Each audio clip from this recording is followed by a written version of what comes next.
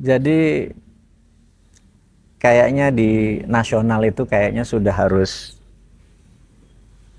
generasi muda-muda lah, Gen Z, Gen Alpha. Saya titip ke mereka. Saya tadinya mau nitip ke milenial, ternyata masih terpengaruh Gen X gitu ya, dan terpengaruh yang senior-senior itu. Jadi kayaknya tempat yang masih tidak terpengaruh itu ya di luar Jakarta. Jadi ya udah deh, daripada macetnya Jakarta yang luar biasa, polusinya Jabodetabek yang luar biasa. Jadi saya banyak di daerah, di Kudus, di Bandung, di Jogja, di Bali. Ya muter-muter aja. Di Jakarta paling sebulan, 4-5 hari balik lagi. Gitu aja deh, nikmatin dan nyari udara yang seger. Tapi masih optimis Pak dengan Indonesia Pak? Kita selalu optimis, kita mencintai Indonesia itu utuh kok. Yang kita nggak optimis adalah pejabatnya nggak mencintai rakyatnya. Iya betul juga ya. Jadi kita mencintai negaranya, nah negara dijalanin pejabatnya, agaknya pejabatnya tidak mencintai negaranya, ya sudahlah. Jadi biarin dulu lah, tunggu masanya kita nanti. Iya ya Pak ya. Masanya bukan kita ya, generasi muda nantilah Betul. kita, Generasi new mind ya Pak. generasi pemikiran baru, gitu kan. Tapi hari ini semuanya pada perhatian tertuju ke perang itu Pak, perang dunia ini kan? Benar, kalimatnya perang dunia. Iya, Benar. perang dunia kan, udah jelas-jelas dan tentu ini kan juga kalau lama dibiarin nggak selesai-selesai, Indonesia juga kena dampaknya ya Pak ya. Apa sebenarnya ini yang terjadi Pak? Siapa yang paling diuntungkan dan apa bahayanya bagi Indonesia? Kita harus melihat dulu kenapa perang ini harus terjadi. Jadi kan ada dua wilayah yang saya selalu dari dulu bilang bahwa perang di Taiwan itu adalah sebuah kepastian, perang di Iran adalah sebuah kepastian. Itu kan dari dulu saya udah ngomong, cuman saya dibilang halu lah segala macem gitu. Kita harus melihat adalah niatnya dulu. Jadi niatnya adalah dua negara yang sangat berkepentingan. Dua negara ini adalah Amerika dan Israel. Yang lucunya mereka ini jago perang, spesialis perang, bahkan di 260 tahun merdekanya Amerika, itu hanya 16 tahun Amerika itu tidak perang. Bayangin ya, betapa buajingan ini Amerika gitu loh. Terus sejak kesalahan Palestina adalah memberikan sebuah bangsa tanah kecil di wilayah Palestina di tahun 49, itu pun dibukain sama Inggris. Dan sejak saat itu nggak pernah 1 tahun pun Israel itu tanpa perang. Negara itu ofensif sekali, entah dengan Palestina, entah dengan dunia. Jadi dua negara ini mendirikan BOP, Board of Peace. Apa nggak gila itu? Bener nggak? Yeah. Terus sekarang dia setelah dia mendirikan BOP, dia berperang sama Iran. Ya berarti kan dia sebenarnya bukan mendirikan Board of Peace, tapi Board of War. Ya kan? Ya udahlah, saya pikir Indonesia agaknya harus keluar Pak. Iya, kita menyarankan bahwa mumpung ini ada pasal untuk kita keluar, yaitu terjadinya perang yang mereka lakukan, ya amit mundurlah gitu ya. Dan ini momen yang bagus. Yang berikutnya itu jadi asalnya kita harus terusin lagi. Jadi terus Israel ini memang punya, bahkan di logo di sininya tuh ada peta namanya Pax Judaica atau Great Israel. Jadi kan kita tahu ada Britain, ada Great Britain gitu ya. Nah, Great Israel ini wilayahnya adalah mulai dari Semenanjung Sinai di Mesir, Palestina, Yordania, sebagian Arab Saudi, Syria, Lebanon, Irak sampai Sungai Tigris. Jadi akan berbatasan sama Iran. Nah, yang membuat ini tidak pernah bisa bersatu adalah Iran. Karena Iran punya Hizbullah, punya Hamas, punya Houthi yang menghalangi terus. Jadi ini memang musuhnya dia untuk rencananya untuk menjadi Pax Judaica itu. Kalau Amerika lain lagi. Trump kita tahu dengan Epstein file ini diduga dia melakukan pelecehan dan lain sebagainya sama anak di bawah umur, dan sekarang sudah masuk ke Kongres. Kalau itu terbukti dia bisa di-impeach. Nah, salah satu untuk tidak di-impeach adalah declare war, gitu kan? Oh iya iya iya iya. Jadi ya itu memang ya dulu bahkan pemilu bisa dibatalkan atau ditiadakan seperti dulu di Perang Dunia Kedua sampai FDR jadi 3 kali presiden karena gitu ya. Nah, terus yang penting lagi adalah jatuhnya dolar, karena dolar saat ini dipukul oleh emas. Jadi emas sudah dibandingkan dengan dolar saat ini sudah lebih banyak emas sebagai bank devisa, sebagai devisa di banyak negara. Bayangin, dulu dolar. Nah, dolar ini akan terpukul lagi. Salah satunya adalah karena transaksi yang dibeli oleh China atau Tiongkok ke Iran dan ke Venezuela menggunakan yuan. Jadi bukan petrodolar, jadi petro yuan. Petrol ditukar yuan. Karena itu mengambil Venezuela itu bukan menaklukkan Maduro, tapi mengamankan bahwa minyak. Karena untuk merubuhkan Tiongkok kan satu-satunya mengendalikan energi kan. Betul. Jadi diambil Venezuela adalah untuk mengambil minyaknya supaya heavy oilnya dikirim ke Amerika dan tidak ke Tiongkok lagi. Andalan satu-satunya Tiongkok adalah dari Iran, karena Iran udah diembargo, nggak ada yang beli minyaknya, bahwa 90% minyaknya Iran dibeli oleh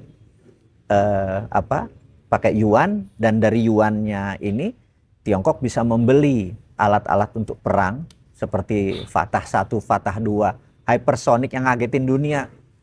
Kecepatannya 15 Mach, 15 kali kecepatan suara, orang kaget-kaget itu dengan teknologi, padahal dia diembargo sejak tahun 79. Tapi ya itu karena penting Iran bagi Tiongkok, dan Amerika penting untuk menggunting dalam lipatan ini supaya Tiongkok kolaps gitu kan. Ya, jadi by all means dengan apapun boh piye carane lah kalau bahasa Jawa, itu Iran harus ditaklukkan. Nah, momen nggak ada lagi. The best itu adalah momennya kemarin, gitu ya. Momen itulah kemarin. Yang diharapkan kalau main catur, rajanya mati, ternyata jalur komandonya udah terlalu rapi. Iya. Itu jadi blundernya Trump mungkin ya, atau blundernya Israel. Ternyata if ini maka jalur komandonya sampai 4 kali lipat. Jalur garda revolusi, jalur pemimpin spiritualnya udah terlalu rapi. Dia nggak sesederhana itu. Jadi ya udah. Jadi saya pikir kalau ini perang udah terjadi, Indonesia adalah negara yang tidak pernah prepare. Padahal kita tahu harusnya ada sebuah lembaga di negara, misalnya Wantanas atau Dewan Pertahanan Nasional, apapun itu, National Security Council gitu ya, yang mendesain bahwa if happen gini, maka minyaknya kita dapatnya dari mana? Cadangan minyak kita dari Profesor Bahlil kan itu kan katanya 20 hari. 20 hari. Ya, gitu. Sekarang udah berarti tinggal 18 hari lagi. Iya. Nah, apa yang terjadi kalau nanti tidak Profesor ada? Bahlil. Apakah dia bilang ada minyaknya dari Amerika? Amerika minyaknya dari mana? Gitu. Pertanyaannya, karena ngirimnya lebih panjang pasti ongkosnya lebih mahal. Iya kan? Ini harga minyak dunia plus harga distribusi gitu ya. Jadi minyaknya bukan langka tapi jadi mahal. Nah, itu kan menambah inflasi gitu ya. Kitanya nggak ready banget. Asli nggak ready, padahal itu pasti terjadi gitu ya. Sehingga kita ini negara kayak pemadam kebakaran. Bagi saya adalah pejabatnya nggak ngurusin negara, ngurusin partai, ngurusin teman-temannya, mungkin ya ini kan bentuk protes gua aja, berarti kan lu nggak ngurusin gua gitu kan, kira-kira sebagai rakyat gitu kira-kira. Jadi ya udah, kita sesama kita aja, warga dengan warga, komunitas dengan komunitas, kita first thing first dulu. Mungkin salah satunya ya prepare the worst. Ya apa yang terjadi kalau kan kita tahu perang simetris atau perang sama bentuk adalah tanker ketemu tanker, frigat ketemu frigat, jet fighter ketemu jet fighter, misil ketemu misil, itu perang simetris. Perang simetris mungkin Iran nggak terlalu kuat, tapi punya alternatif lain, perang asimetris, seperti misalnya Belanda kayak gini kita gerilya, Amerika kayak gini Vietnam gerilya. Yang dilakukan perang asimetris itu di Iran lakukan adalah, pertama diancam Selat Hormuz. Ada 200 50-an tanker yang udah di dalam dan ada 400-an yang akan masuk. Yang ini udah ada isinya, ini belum. Ini nggak bisa jalan. Tapi ya alhamdulillah Iran baik. Tankernya Tiongkok boleh lewat. Oh, khusus Tiongkok ya? Khusus Tiongkok. Ya karena teman yang baik adalah teman di kala duka. Benar nggak? Dia nggak ikut BOP lah Tiongkok ini. Iya. Jadi friend indeed is a friend indeed. Jadi teman yang baik teman di kala duka. Nah siapa yang di kala duka bela Iran? Ya Tiongkok kan. Ya udah dikasih lewat gitu loh. Jadi Indonesia atau Bahlil mau negosiasi nggak tahu waktu duka dulu Bahlil nolong Iran apa gitu kira-kira. Tapi ada nggak yang lebih gila yang bisa dilakukan oleh Iran selain menutup Selat Hormuz? Yang kedua yang dilakukan adalah dia meroket bandara. Jadi gini, kita tahu bahwa Asia dan Eropa adalah transaksi ekonominya terbesar dan jumlah moving dari Eropa ke Asia itu terbesar. Asia Barat, Asia Timur, Asia Selatan, Asia Tenggara, bener nggak?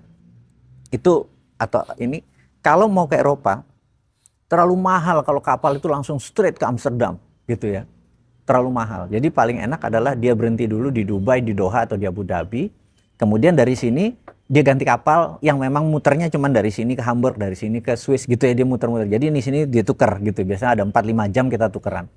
Itu ini yang jadi efisien, ini jadi efisien. Karena kan tidak semua orang mau ke London, bener nggak? Dari ini ada bawa 400 orang kan nggak semuanya ke London, tapi kalau di sini dia bisa distribusi. Itulah hub transportasi terbesar di dunia. Hampir 150 juta per tahun orang Eropa, dari Eropa dan ini muter di 3 bandara itu. Terus 3 bandara itu bukan bandara saja, yang datang banyak adalah orang-orang finance, ekonom, bankers di sana, cryptower di sana, benar nggak? Pemain-pemain itu kan semua di negara-negara itu. Jadi begitu itu diroket, bandara menjadi tidak safe lagi untuk pesawat itu baik private atau komersial, menjadi tidak bisa, dan ini mengganggu ekonomi dunia. Dan itu niatnya Iran memang untuk mengganggu, dan Amerika yang paling terpukul karena kan ekonomi dunia dia yang majority kan. Dia terpukul sekali. Jadi saat ini yang stranded itu bukan hanya orang yang dari kesana transit nggak bisa keluar, tapi orang dari Bali mau pulang ke Perancis, mau pulang ke negaranya, nggak bisa. Ini pulang lewat mana? Misalnya, atau ke India deh, dari India dia mau langsung, ya, dari India dia langsung misalnya, tetap dia harus lewat no-fly zone-nya Iran kan, dia lewat mana? Lewat Himalaya muter, lewat ini muter, ongkosnya jadi terlalu mahal, jadi negara banyak penerbangan jadi rerouting, jadi atau yang kita tadi mau ke Eropa, akhirnya kita lewat Amerika muternya, waduh 2 kali ongkosnya, dan itu membuat ekonomi dan bisnis morat-marit. Nah itu strateginya. Jadi dua yang asimetris nih ya. Iran nggak berhenti di situ karena dia tahu benda-benda yang namanya banking, finance itu kan memerlukan jalur komunikasi yang namanya fiber optik. Nah di bawahnya Selat Hormuz itu fiber optiknya kan ke seluruh dunia, benar nggak? 40% transaksi itu melalui fiber optik itu. Dia mengancam, lo macam-macam air gergaji nih katanya gitu. Itu digergaji Pak, mendadak kita nggak punya QRIS, kita nggak bisa transaksi di bank kita, banyak murat-marit Pak, gitu kan. Jadi tapi kan tidak menutup kemungkinan itu bisa dilakukan juga. Bukan nggak menutup kemungkinan, harus dilakukan. Harus dilakukan ya? Karena itulah deterrent faktor yang harus dilakukan oleh Iran. Gergaji aja sudah, bener nggak? Gitu dah. Kalau itu dilakukan, pertanyaannya, jadi bukan sekedar, oh nanti kita nggak ada BBM, oh BBM langka. Bos, duit lo di bank nggak bisa keluar. Bener nggak? Apa yang terjadi kalau itu, semua itu tahu-tahu, oh nggak mungkin. Kan kita selalu kayak madam bakaran, baru ada apinya, baru kita ini gitu ya. Kita nggak pernah belajar untuk preventif. Kita nggak pernah belajar untuk persiapan entah untuk kesehatan, untuk itu keuangan dan sebagainya.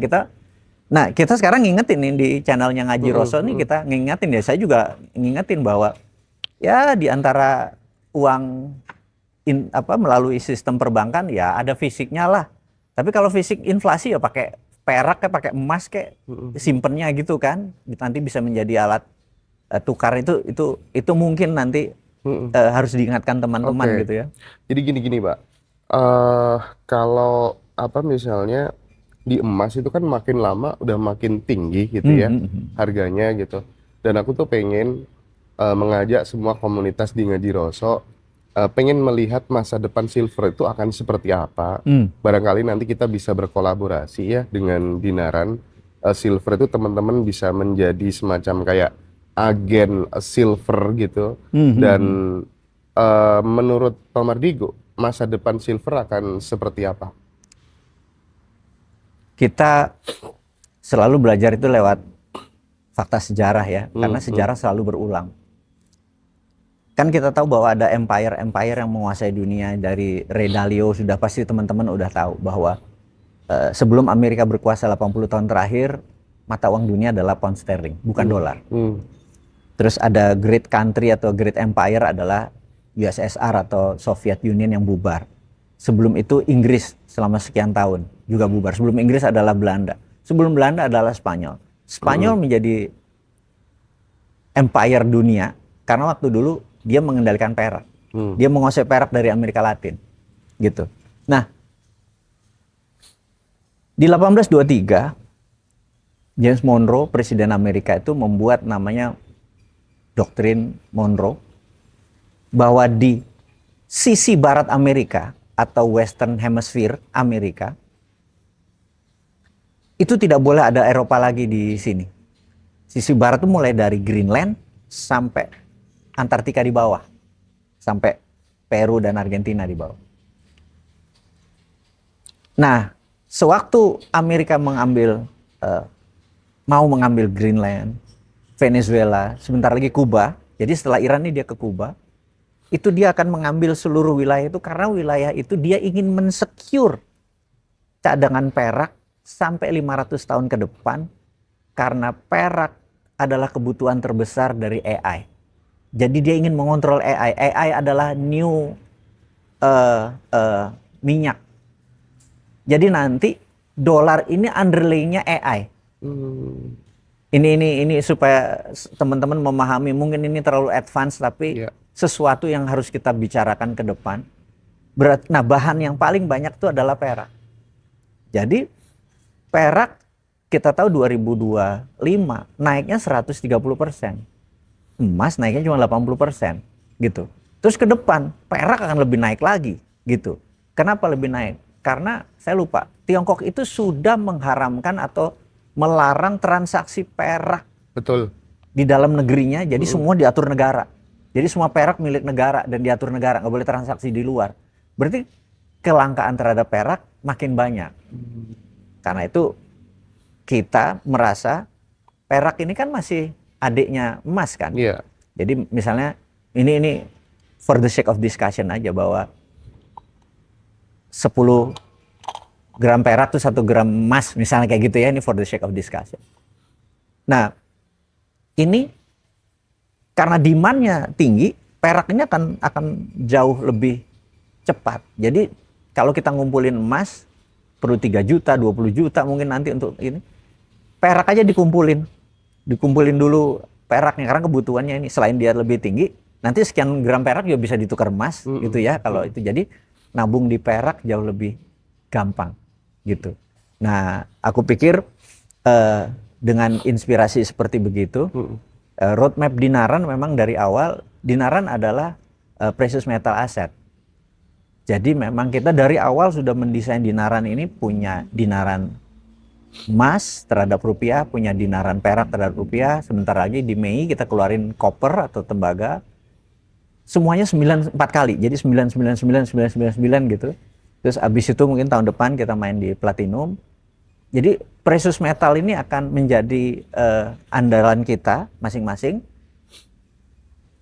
Anggap diri kita, sahabat-sahabat semua, anggap Anda adalah, kita ada sebuah negara yang namanya Swiss.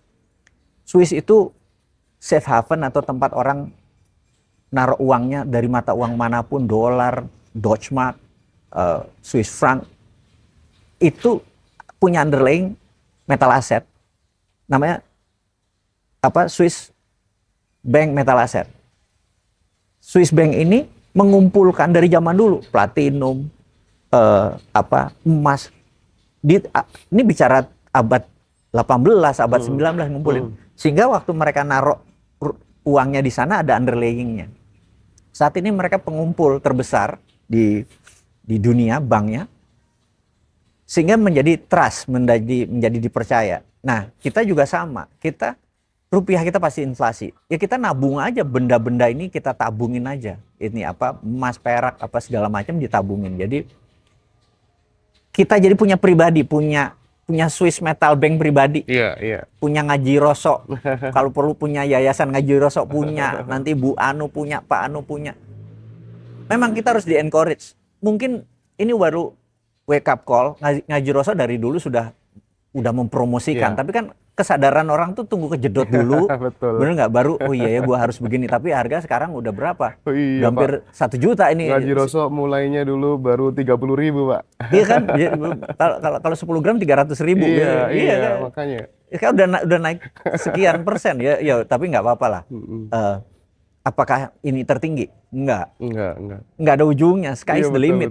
Limitnya langit gitu. Jadi ini opportunity ya untuk kita sebagian portfolio kita disimpan di silver. Nah, dinaran silver ada sedikit beda karena kita tahu ada komoditi. Jadi kalau komoditi itu ya benar-benar silver di refine, dimurnikan terbanyak 99-nya 3 kali.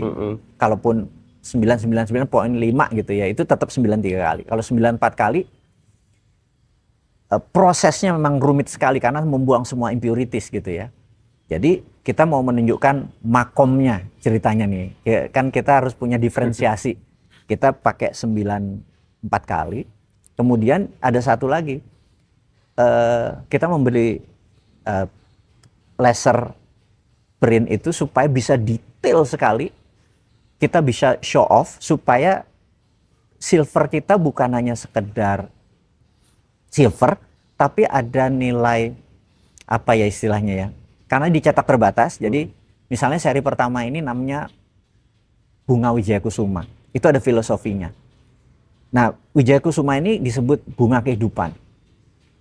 Jadi kalau kita mau hidup enak, hidup bahagia, ya silver ini bukan sekedar dibeli tapi sebagai raja. Nah ini budaya Nusantara mengenal istilah raja. Ini bukan jimat ya, sekali lagi kalau jimat itu ada rapalan, ada kum-kum, ada segala macam lah. Raja itu belief system. Jadi gini, seluruh orang kaya di dunia itu percaya sama belief systemnya. Atau mungkin setengah superstitious. Maksudnya belief system itu begini. Mas Hendra tuh kalau deal bisnis, sudah 20 tahun, kalau hari Rebo, 10 kali ketemu, 8 kali itu deal. Rebo jadi hari raja loh. Bener nggak? Terus kalau ditanya, kita deal besok kita ketemu Selasa, enggak Rebo pasti, bener nggak? Oh, lo musyrik. Tar dulu. Itu raja, Pak. Itu belief system, Pak. Gitu. Michael Jordan, juara NBA 6 kali, itu celana dalamnya kalau di final tuh sama. Karena dia, ini celana keberuntungan gue, nggak pernah salah. Gitu ya, nggak pernah salah. Itu raja namanya. Terus Tiger Woods, kalau hari Minggu dia di final selalu pakai bajunya merah. 10 kali main 8 menang. Itu ini bajunya gue gitu ya. Jadi itu raja. Raja itu tidak salah. Raja itu belief system gitu ya. Contoh belief system, teman-teman tahu saya pernah dulu di zaman sekolah karena saya nggak pinter, syarat orang nggak pinter adalah harus dekat sama orang berpengaruh kan gitu kan. Jadi who you know is more important than what you know, katanya. Jadi siapa yang lo kenal itu lebih penting dari apa yang lo tahu, itu katanya. Jadi lebih baik gue dekat sama asisten dosen dong ya, daripada gue belajar buku gitu. Nah, salah satu asisten dosen sekarang sih dia orang terkenal namanya JB, saya kasih singkatan aja, John Barkin ya, saya singkat aja. Nah, dia kan senior saya, jadi saya bilang, do you have something today? Saya bilang nggak ada. Kalau dia bilang nggak ada, oke, gue ada kerjaan buat lo gitu. Lo cari orang yang belum pernah main golf, gitu bilang. Jadi saya suruh nyari orang, excuse me, have you played golf before gitu? Oh iya, gue main gitu. Oh nggak pernah. Mau nggak lo jadi koresponden gue atau gue jadi ini gue? Lu main golf gitu. Terus ada satu cewek sama satu cowok. Oke. what do I do gitu. Oh ini ada bola di putter dipukul gini. Karena dia nggak pernah main golf, pegang nggak tahu. Pokoknya kita nggak kasih tunjuk main, dia nggak pernah masuk gitu. Terus si JB ini bilang, ini ada bola golf dari pegolf kenama namanya Jack Nicklaus. Dan ini ada tanda tangan dia. Ini bola keberuntungannya. Coba sekarang lu pukul. Dipukul 5 kali itu 2 masuk. Itu bisa jelasin nggak gitu ya? Nah hal-hal seperti itu namanya raja. Nah jadi dulu saya misalnya mbah saya bilang kayak saya punya toko namanya Mirah gitu sebelum adanya Indomaret, Alfamart itu dulu toko kayak kelontong. Mau beli ini, mau tumbas iki gitu kan, kita gitu kan beli telur gitu ya, tumbas tigan gitu ya, ini bahasa Jawa halus gitu. Mau beli telur gitu misalnya gitu, terus ditimbang telurnya gitu, karena ada yang ngurus. Swalayan yang ngambil itu baru ada tahun 95, 96 gitu ya. Nah kita punya swalayan namanya toko Mirah gitu. Nah mbah tuh kalau nanti ada yang beli pertama itu duit panglaris, taruh paling bawah itu nah itu raja namanya gitu ya. Hal-hal seperti gitu ada yang bilang wah itu tapi itu raja, itulah tradisi yang membuat dan banyak lagi ya raja-raja itu. Nah terus kalau kita kebelet pipis lah, pegang batu, itu raja. Saya mau menceritakan 2 raja. Nah raja yang kita mau buat ini, jadi ini misalnya Fortune Dragon gitu ya. Ini Fortune Dragon. Ini Fortune Dragon. Ini untuk keberuntungan.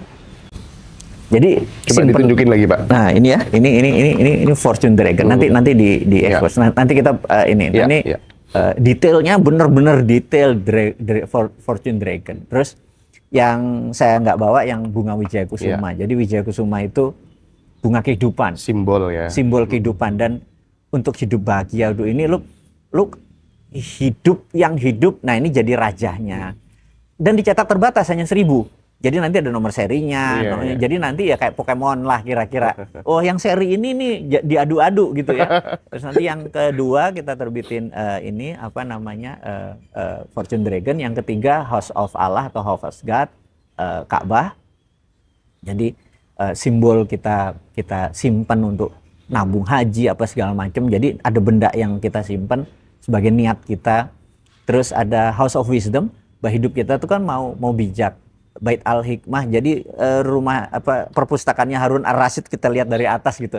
Itu seri-seri itu tujuannya ya untuk anak-anak nih berilmu. Nanti pas THR ngasih hadiahnya, ini supaya kamu berilmu, ini supaya kamu bijak, ini supaya kamu. Itu raja-raja begitu itu membedakan bahwa ini ada semacam Pokemon card-nya lah kira-kira nih. Ini kita mainannya. Nah, jadi di situ sebenarnya adalah wujud kita untuk memperkenalkan budaya Nusantara ke internasional. Budaya agama kita seperti tadi kita pengen misalnya Islam bergerak lagi menjadi saintis lagi atau berpengetahuan lagi, kan kita sudah berjarak nih. Udah berhenti sama ratusan tahun kerjanya cuma ngewirit doang nih. Nggak lupa tentang bahwa menguasai alam itu sebagai orang berilmu disebut ulama. Jadi ulama tulisannya sama ain lam mim ya.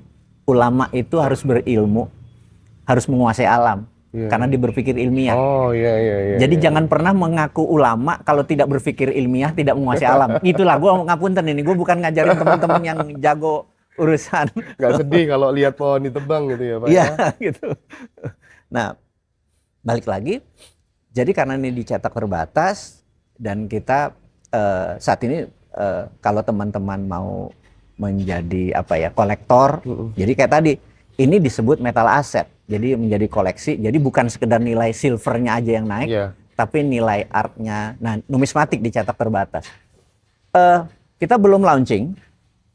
Alhamdulillah teman-teman Ngaji Roso datang karena kita akan mungkin tanggal 10 Maret Ngaji Roso entah ini kayaknya sambungan langit atau datang duluan gitu. Pak. Ini ajaib nih untuk mempromosikan. Jadi ini too early sebenarnya, tapi nggak ada yang kebetulan di dunia ini, bener nggak? Betul Pak. Udah wayahe gitu kan. Thank you nih buat Ngaji Roso nih. Jadi buat sahabat-sahabat ya, karena sekali lagi dulu Ngaji Roso tuh mulai beli perak tuh masih harga 30.000 ya, dan sekarang udah di atas 100.000, dan mungkin 2030 bisa sampai 300.000, kita nggak tahu. Tapi yang jelas secara keuntungan teman-teman jelas naiknya persentasenya lebih besar ketimbang Benar, emas di benar, Mardigu ya. benar. Dan nanti teman-teman bisa inden ya, bisa pre-order dulu gitu yang mau butuh silver di Dinaran, yang mau daftar jadi agen juga bisa lewat Ngaji Roso nanti Lewat Pak Ngaji ya. Roso, emang saat ini kita bermitra dengan Ngaji Roso dari mulai dinaran emas, dinaran perak, nanti dinaran koper, dan itu eksklusif. Kita benar-benar tidak membuka kemitraan yang lain karena kita lebih. Jadi teman-teman kalau ini ada di Ngaji Roso gitu ya. Sisanya cuma ke dinaran. Benar kita nggak buka yang lain. Alasannya memang kita tuh ingin berkumpul sama yang satu rasa. Karena kan a bird as same feather flocking together, bener nggak? Burung dengan bulu yang sama hinggap di dahan yang sama, bener nggak? Jadi kita tuh nggak banyak pertanyaan. Ini apa sih maksudnya? Ini apa maksudnya? Ngaji Roso tuh udah satu vibrasi gitu, nggak. Maksudnya gimana sih? Nanti dunia nggak pakai internet, transaksinya pakai perak ya mungkin aja, iya kan? Hal itu karena di akhir zaman hadisnya ada kok. Transaksikan balik ke fisik emas dan Sebelum perak. ini ya Pak, yang kemarin viral itu yang putranya Cak Nun, Mas Sabrang kan mengatakan bahwa ke depan itu yang bergejolak tidak hanya di Indonesia loh, di luar di dunia semua bergejolak. Makanya mulai sekarang jangan jual tanahmu, kalau bisa simpen aset emas, perak. Itu. Iya. Sekarang Pak Mardigu ngomong begini lagi. Sama kan istilahnya Iya. ya itu memang kita satu vibrasi, kita geng Maiyahan juga. Kita doakan mudah-mudahan Simbah lekas sembuh ya Pak ya. Iya, amin amin amin. Aduh. Ya. Beliau keren ya Pak ya. Kita perlu pemikiran beliau. Beliaulah yang pertama kali mungkin membreak through Pak cara berpikir untuk ke depan, untuk apa namanya Merawat membuka. pluralisme. Iya, dan dia mungkin yang mistis-mistis yang ditebas oleh dia karena dia logik kan. Betul. Pengajaran logik, common sense, akal sehat gitu segala macam. Jadi kita perlulah tokoh-tokoh seperti itu. Kita rindukan banget gitu ya. Nah, setelah ada tokoh ini kita cuman orang-orang yang berada di belakang mereka yang sektor realnya. Jadi kita, nah ini loh yang dimaksud perak. Perak yang model begini itu adalah komoditi. Perak yang model begini namanya metal aset. Karena ada harganya beda-beda tipis, mahal sedikit gitu ya, mahal sedikit. Bahkan nanti kita ada satu seri lagi itu very limited, emasnya dikasih rhodium, jadi atau peraknya dikasih rhodium. Jadi gini, perak ini ada masalah dengan oksidasi. Sekali lagi ini kalau nilainya nggak akan pernah berubah, cuman oksidasi itu cuman kusam aja gitu ya. Nah, kita nanti keluarin yang dicampur dengan rhodium, jadi di coating sama rhodium, RH bahasa kimianya. Itu kemplingnya lebih kempling daripada platinum. Nanti kita bawain contoh. Ya. Tapi rhodium nggak murah. Rhodiumnya nggak murah. Jadi udah 9999 tambah rhodium. Itu very limited gitu. Tapi kan di luar sana Pak, ada yang ngomong, aduh nanti gimana itu, jangan percaya, nanti tuh nggak bisa dijual kemana-mana tuh perak. Itu menarik. Itu gimana tuh Pak? Itu menarik. Jadi Dinaran sejak awal usianya 6 tahun itu adalah portable precious metal exchange. Sebenarnya ini bahasa sehari-harinya adalah alat tukar portable untuk precious metal. Jadi kalau misalnya kita punya perak, mau dijual kemana? Titip jual ke Dinaran. Nggak usah nunggu ada orang beli. Dinaran langsung cover, katakanlah sekarang 10 gram adalah 1,1 juta misalnya kayak gitu. Begitu kan pegang fisiknya, kirim aja ke Dinaran fisiknya, maka di rekening akan punya 1,1 juta. Nah ini mau transfer kemana terserah gitu, mau transfer ke pribadi, mau diambil 100%, mau disimpan, mau diambil cuman 100 juta, 100 ribu itu bisa. Jadi Dinaran itu menerima lebih bagus dari rate manapun. Karena yang lain kalau emas tuh rate-nya bisa 10-15% spread-nya. Di perak agak besar, hanya Dinaran yang ngasih 13%. Spread-nya 13%. Jadi sementara harga ininya naik 100%, itu 13% nothing sebenarnya. Jadi bahkan kalau jumlahnya besar ada lagi spesial special price-nya. Jadi nanti apakah kalau saya beli dari Perak tempat lain bisa, Dinaran juga nerima. Tidak Bisa, harus Pak, ya? Dinaran punya Dinaran, mau Oke, dari oke, euro, oke, mau oke. dari manapun kita terima selama lulus tes. Iya, iya, iya, iya, iya. Apakah kita punya mesin itu ya, tes itu lulus kadarnya sekian kita terima gitu. Pokoknya kadarnya 93 kali minimum itu kita anggap murni. Tapi di luar itu ada rate-nya kan, ada presentasinya. Jadi kita nanti kalau teman-teman di rumah punya perhiasan, sekarang dibalik sekarang. Kalau saya punya perhiasan perak gimana? Sini.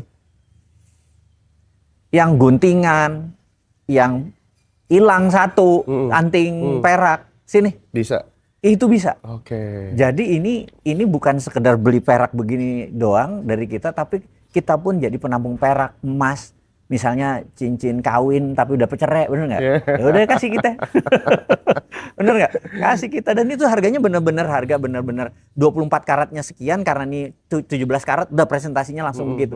Bener-bener begitu, dan uangnya langsung taruh di Dinaran, mau transfer dimanapun terserah. Jadi supaya menghindari tunai gitu kan. Tapi hari itu juga di check out nggak apa-apa gitu ya. Jadi di sini ada solusi bagi teman-teman yang tadi ada perak, dapat sepotong hilang, tergunting, pecah ininya udah jelek perhiasan, kasih kita gitu ya. Yang perhiasan yang ditempel ya. Iya. Kalau perhiasan rumah itu peraknya dikit, cuma coating doang itu. itu. Jadi ini jadi momen, terus sama kita pure lagi, kita murnikan lagi, kita jadikan yang ini. Jadi nanti kalau dia udah kekumpul 10, 20 gram, 30 gram, kita akan perak-perak tadi kita refine. Jadi keluar 999. Jadi sekarang kita ngeluarin 10 gram aja. Nanti kita akan mengeluarkan yang 31 gram, yang 1 troy ounce. Jadi kita cuma 2, mungkin 10 gram dan 1 troy ounce. Kita nanti ada Dinaran emas juga akan kita launching. Jadi terus yang koper siap-siap, tembaga. Karena tembaga kemarin naiknya 67%. Oh iya, Pak. Tembaga juga kebutuhannya tinggi. Tembaga sama silver. Kalau Cina ngamankan silver, katanya Amerika tembaga. Tembaga, Oh, iya kan? Bener nggak? Ya, jadi kita harus bermain di semuanya. Dan ya ini sebenarnya apa ya? Nasihat dari nenek moyang kita aja yang bandel gitu loh. Ya udah, sekarang udah diingetin dengan akan terjadinya perang, akan terjadinya cuaca contoh sekarang ini harusnya udah musim kering tapi basah juga, sehingga pertanian morat-marit. Anda tahu kan, saya punya di Klaten, kita punya sekian, di Nanggulan saya punya sawah segala macam. Gara-gara ini kan tidak sesederhana mau swasembada pangan. Enggak sederhana. Yang ngomong pasti nggak pernah jadi petani. Ribetnya dengan cuaca kayak gini nih. Ribet Hajar sekali. padi terus aja, Pak. Kenapa? Hajar padi terus aja. Enggak, kita sekarang geser tergantung kebutuhan. Oh gitu ya. Jadi 2 kali padi, 1 melon, kemudian iya, ke Brambang gitu ya. Tergantung, karena cuacanya nggak bisa. Iya, betul. Nggak bisa. Jadi kalau padi-padi terus nggak mungkin. Kalau yang ngomong itu pasti cuman guru sekolahan, dosen, yang nggak pernah ke sawah, yang nggak ngerti bahwa masalahnya itu tikus, gitu ya. Oh iya, Pak. Tikus di mana-mana. Terus ada lagi masalahnya. Jadi kemarin itu kita kebingungan, kita tentang, kita kan ngaji roso, jadi rosonya nih. Kita tuh bingung sama, kita udah melakukan pakai herbisida, pestisida, ini segala macam, pakai setrum untuk tikus ya, kita setrum yang mati petaninya gitu loh pokoknya. Ribetnya. Apakah pemerintah ngerti begituan? Nggak ada. Akhirnya ada yang menarik. Kita datang ke Bali demi belajar. Tahu nggak? Satu orang bilang, Bapak sudah melakukan sedekah bumi. Kaget saya. Sedekah bumi ya? Gak usah diterusin, saya bilang gitu. Kita selamatan, ya pakai ini, tapi sedekah bumi. Ajaib loh. Tikus yang geser. Masya Allah. Bukan, saya bilang. Dan tradisi di Klaten, di daerah tempat saya yang di mana, daerah Delanggu itu, sudah ritual itu nggak dilakukan udah lama katanya. Jadi, oke, Anda boleh bilang itu musyrik, terserah. Tapi demi gue nggak ada tikus, gue lakukan. Bener gak? Puluhan hektar tanah gue jebol kan kemarin. Akhirnya pas kita lakukan itu, jadi kita udah tidak terlalu dekat sama alam. Sekali lagi, Lu yang belajar akademisi, yang sekolah, mau IPB segala macam, lu nggak ngerti sedekah bumi. Betul. Gak jalan, bos. Iya, iya. Itu realita ya. Jadi kayak gitu ya. Jadi kita, ternyata kita harus dekat sama alam. Itu Patetan langsung, Jolotundo itu, Pak. iya, Itu kalau nggak di apa, ibaratnya kalau orang Jawa manganan, nggak disedekah bumi gitu ya. itu. Sumber alirannya beda, Pak. Belok aja. Iya. Kita udah tahunan kita main di sini. Makanya kalau bilang, oh Indonesia tahun ini swasembada pangan, kita langsung nengok begini nih. Lo nanamnya di mana? Bener nggak? Siapa yang nanam? Gitu loh. Bener. Itu maaf ya bagi yang mengatakan swasembada pejabatnya. Ngapunten, minta maaf. Karena realnya tuh nggak semudah congornya motivator kayak Bosman gitu. Realnya, damn, susah ternyata.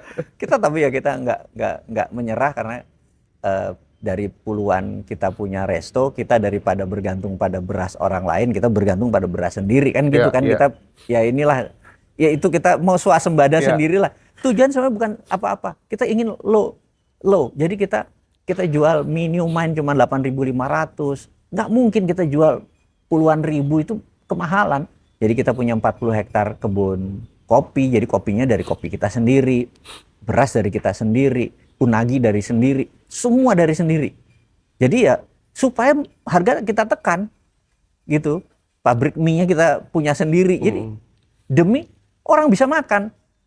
Daripada 15.000 dikasihnya karbo. Iya. Mendingan lo makan tempat gua. 13.000 dapat cakalang. Iya. Gitu. Bukan ngeledek ya, bukan ngeledek. Iya. MBG bener, niatnya bener. Gua dukung 1000%, niatnya bener, termulia. Gitu. Nggak berani gua ngelawan. Tapi bisa jadi ganjalan ya Pak ya, 2029 kalau nggak diberesin ya. Benar. Kasihan, karena presiden kita kan niatnya bagus. Tapi Dia niatnya bagus sebenarnya beliau itu ya. niatnya bagus, tapi ya mengerjakan sesuatu yang baru ini kan nggak mudah. Apalagi yang mengerjakan bukan pebisnis. Kan Iya. iya kan, mindsetnya kan Iya. harus bisnis, gimana Betul, efisien, betul. gimana distribusi. Misalnya saya nih, jadi orang nomor 1 MBG. Nomor 1 yang saya nggak buat adalah dapur. Kenapa? Kenapa mesti buat dapur?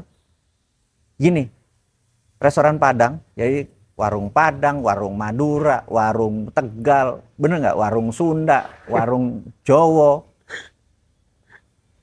jutaan jumlahnya. Sudah menyediakan ratusan bahkan miliaran piring. Nggak ada satupun yang keracunan. Masa, oh iya. Bener nggak? Iya.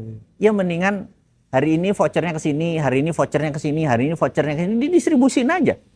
Dan kita hitung hari ini makannya harus begini ya, kita cek. Ngapain punya apa? Bener nggak? Iya tuh, Punya bener banget tuh. apa?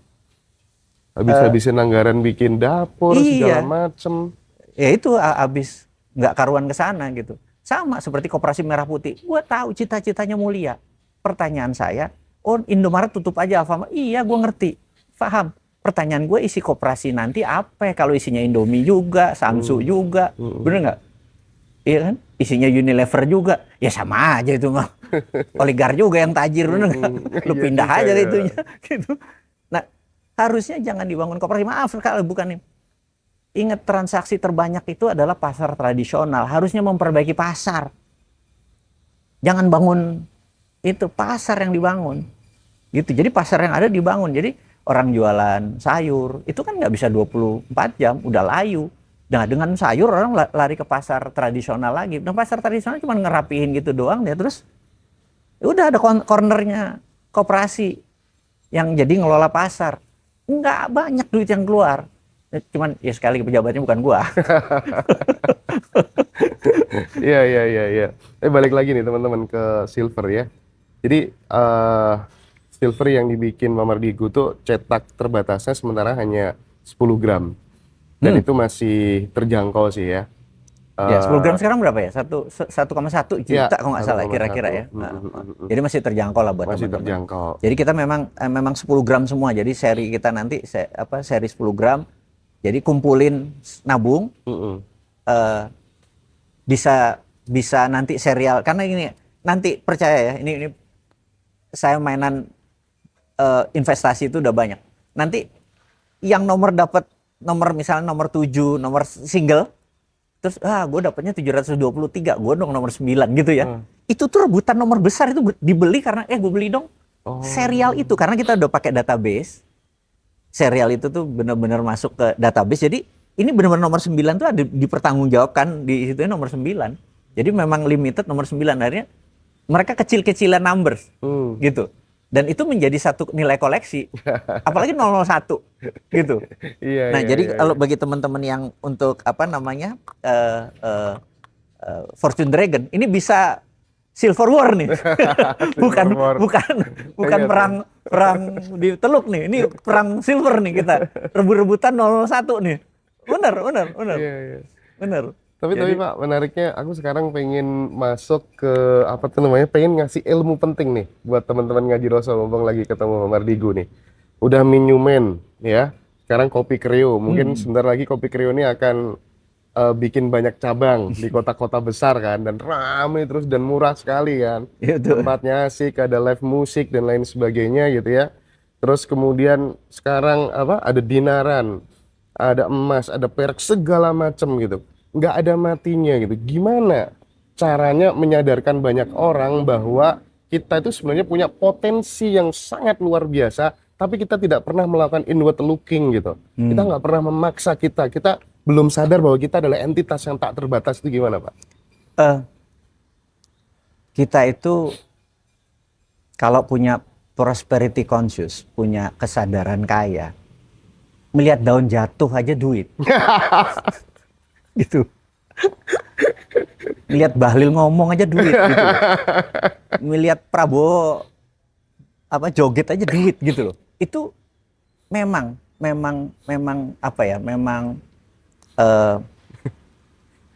sedikit orang di level sana, tapi mudah dipelajarinya, semudah membalik tangan gitu. Ada cara keras, yaitu Tuhan memiskinkan perbuatan kita gagal. Itu cara keras. Akhirnya kita fight, bener nggak?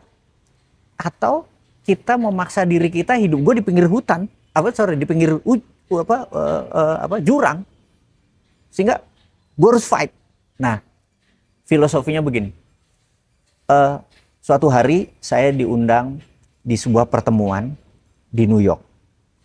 Pertemuan ini asuransi orang-orang yang memperoleh seluruh dunia. Jadi bukan satu lembaga asuransi, seluruh dunia di New York. Itu acara 3 tahunan. Jadi di depan tuh mereka yang komisinya $5 juta. Jadi bukan omsetnya, komisinya $5 juta di depan. Terus belakangnya $1 juta, terus sisanya yang lain-lain. Itu bisa 5.000 orang datang.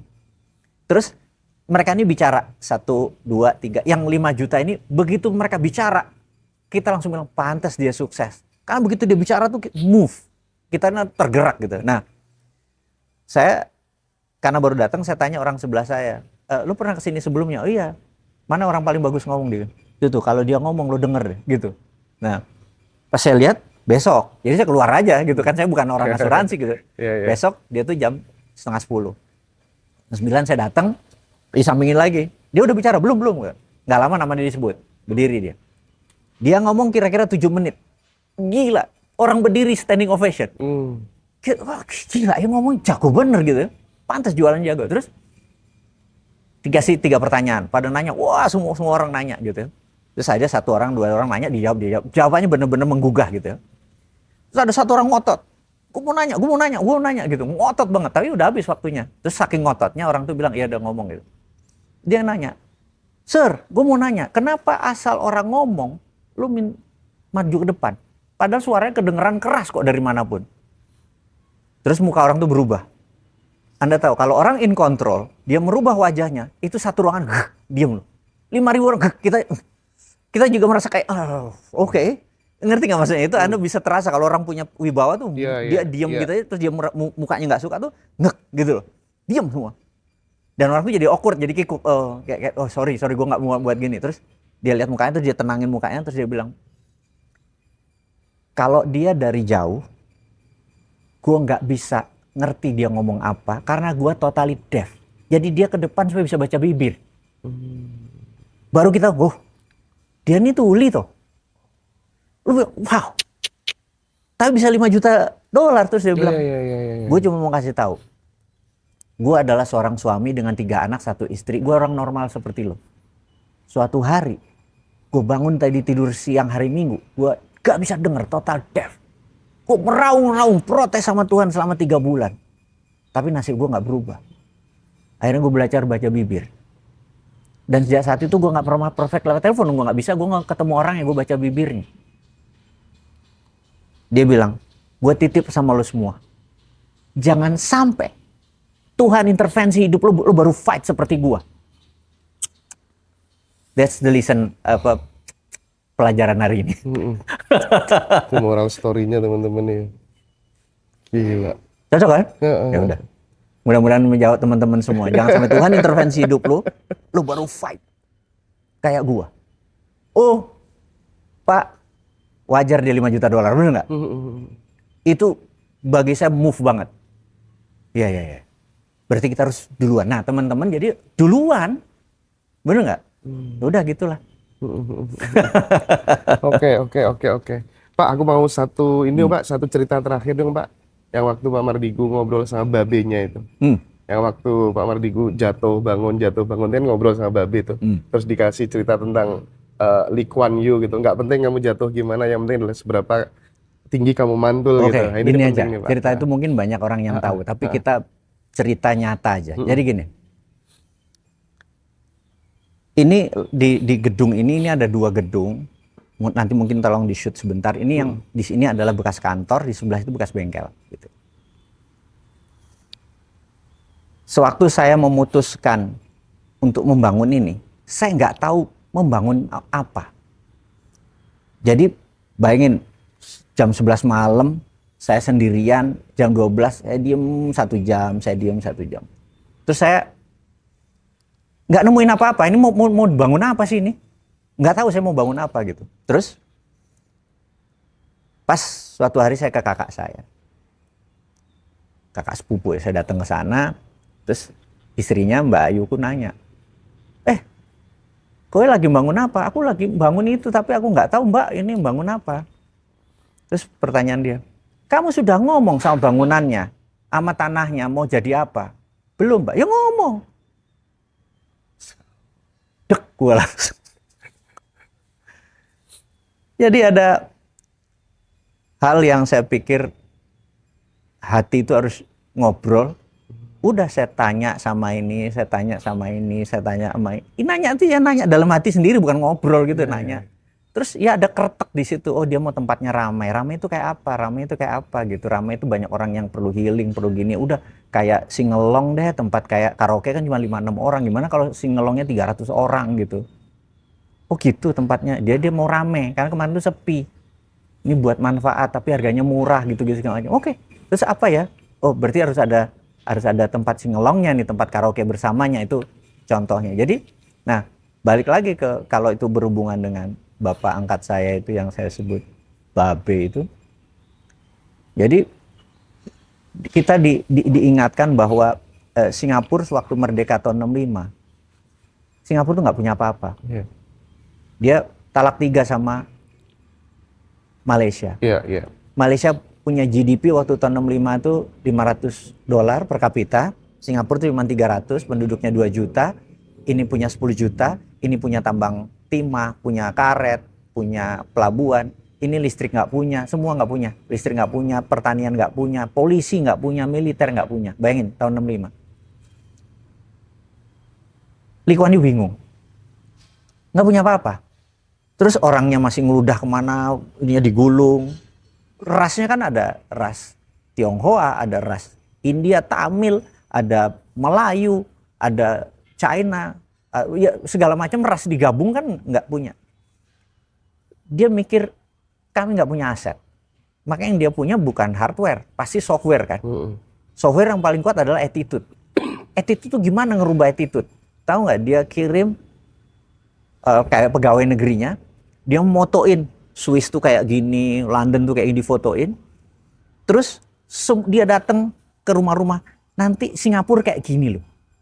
Nanti Singapura kayak gini loh. Nanti Singapura kayak gini loh. Itu, tapi lu jangan ngeludah sembarangan ya. Lu rajin belajar ya. Lu komunikasi bahasa Inggris ya.